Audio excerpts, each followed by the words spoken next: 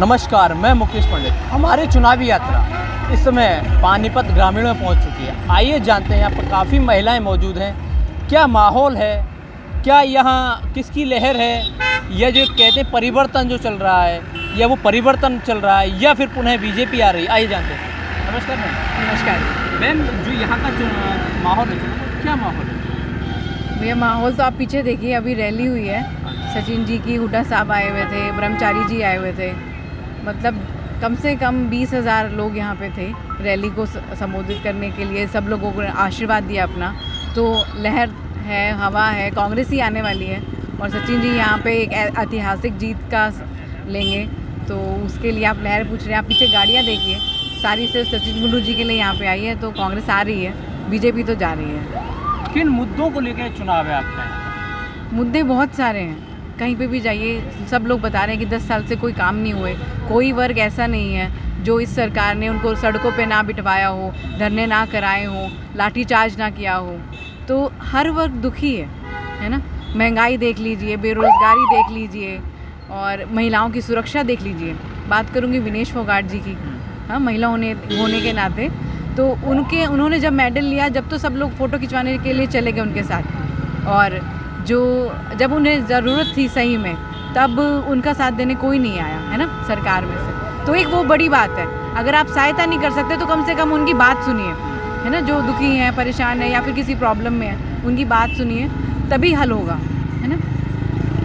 आपने जब बात विनेश फोगाट जी की थी, जब विनेश फोगाट चुनाव लड़ रही हैं, और उधर जो तुम्हारे ब्रजभूषण हैं वो चुनाव के लिए आपत्ति उठा रहे हैं कि ये राजनीति में आने का षड्यंत्र है, या कांग्रेस ने या भूपेंद्र हुड्डा ने, दीपेंद्र हुड्डा ने चाल चली जो कि इस तरह की राजनीति में लाने की। मैं आपको इसका जवाब देना चाहूँगी। ये भारतीय जनता पार्टी का दोहरा चरित्र है, जो महिलाओं को द्वयम दर्जे का नागरिक समझता है। एक वो महिला जब पदक लाती है तो मोदी जी सेल्फी खिंचाते हैं, और जो अपनी अस्मिता की रक्षा की लड़ाई लड़ती है तो शर्म आनी चाहिए भारतीय जनता पार्टी को। ब्रजभूषण को आप शरण देकर संरक्षण देते हैं, तो कैसी महिलाओं की बात करती है। तब कांग्रेस पार्टी की नेता आदरणीय प्रियंका गांधी जी उसके दुख को हरने के लिए वहां पहुंची। हरियाणा में दीपेंद्र हुड्डा जी उसकी सहायता करने के लिए वहां पहुंचे, और ये विश्वास दिलाया कि हिंदुस्तान की बेटी और हरियाणा की वो बेटी जिसने इस देश का मान विदेशों में गौरव के साथ उठाया हो, उसके संघर्ष के साथ कांग्रेस पार्टी खड़ी रहेगी। ये विश्वास किसी पार्टी ने दिया तो कांग्रेस पार्टी ने दिया। और जो वहाँ जहाँ से विघ्नेश जी चुनाव लड़ रही हैं, वहाँ जितने लोग हैं उन्होंने ताकत दी कि आपको यदि लड़ाई अब इन लोगों से लड़नी है, सत्ता में बैठे हुए लोगों से, तो सत्ता में आना पड़ेगा।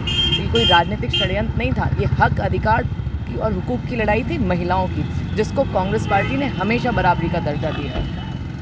आपने जो बात कही महिलाओं को लेकर, और एक मोदी जी की जो बात कही कि मोदी जी तो और विनेश फोगाट जिसका नाम ऊँचा कर रहे हैं, मोदी जी तो नाम ऊँचा कर रहे हैं। किस चीज़ में नाम ऊंचा कर रहे हैं? इस चीज़ में कि हिंदुस्तान की महिलाएं अपनी अस्मिता की रक्षा की गुहार करती हैं, और ये जो दोषी होते हैं उनको संरक्षित करते हैं। इस बात के लिए कि देश का गरीब और गरीब होता जा रहा है, और अडानी अंबानी और दिन दुगनी चार तरक्की करते जा रहे हैं। इस बात के लिए कि किसान काले कानून के लिए यहाँ पर अपनी आत्महत्या करने के लिए मजबूर है, और आप कीले हरियाणा की सड़कों पर ठोक रहे हैं, इस बात के लिए गौरव कर रहे हैं। ज़रा बाहर जाइए, ये सोशल मीडिया का प्रोपेगेंडा जो भारतीय जनता पार्टी का मचाया हुआ है, औंधे पुल पर गिरने वाला है। अभी एक सवाल और आया था निकल के कि जो पर्चे वाले और जो ठेके वाले लोग क्या है, मुझे नहीं मालूम इसके बारे में, यहाँ के शब्दों से सुन रहे हैं।